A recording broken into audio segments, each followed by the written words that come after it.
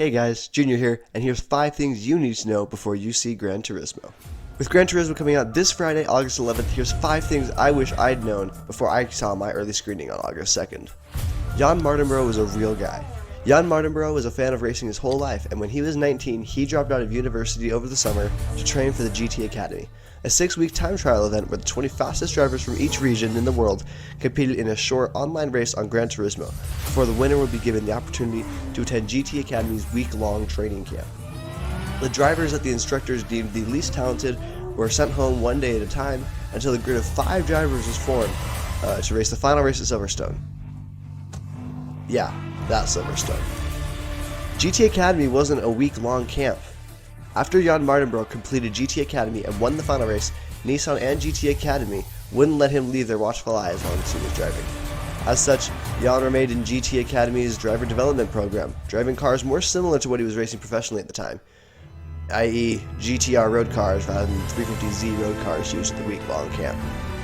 Jan was part of this academy and trained with winners from past GT Academy competitions until GT Academy was shut down in 2016. Jan was not the first GT Academy winner.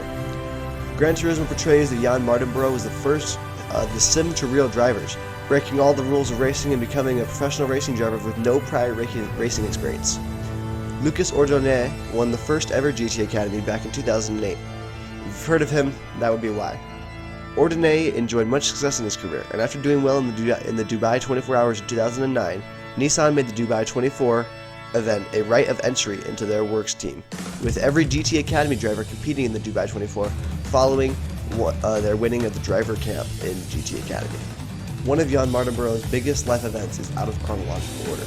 In typical film fashion, director Neil Blomkamp wanted Jan's podium in the 24 Hours of Le Mans with Nissan's LMP2 team to be the climax and the ultimate victory of the film. Jan fought, though, to make sure that his horror crash, which killed a spectator, was included in the movie. For this reason, Jan's flip at the Nordschleife, which happened in 2015, was portrayed before his podium finish at Le Mans, which was in 2013. Jan's flip at the Nordschleife was made as accurate as possible.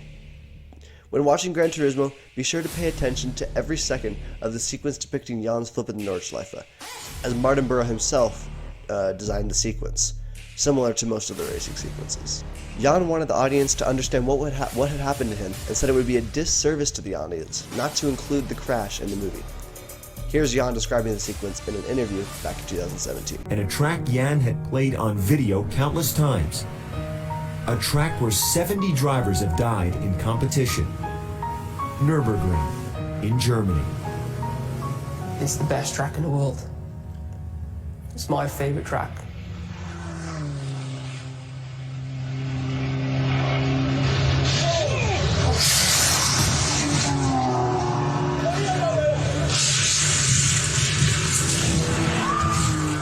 The car went very light at the front, and next thing you know, you're just looking at the sky.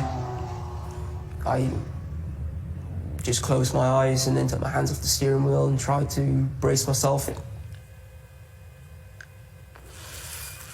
Me personally, I thought we lost him. I did. Jan was taken to a nearby hospital with minor injuries. There, he found out a spectator was hit and killed. What guilt, if any, did you feel? You're behind the wheel, and it's massive guilt, huge guilt. It's something which I wouldn't want anybody else to experience. It stays with you. Someone has lost their life. It's never going to go away.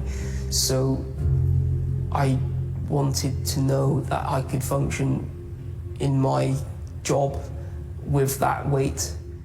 With that, I hope you guys did enjoy it, and if you did, make sure to like and subscribe, and I'll see you guys in the theaters.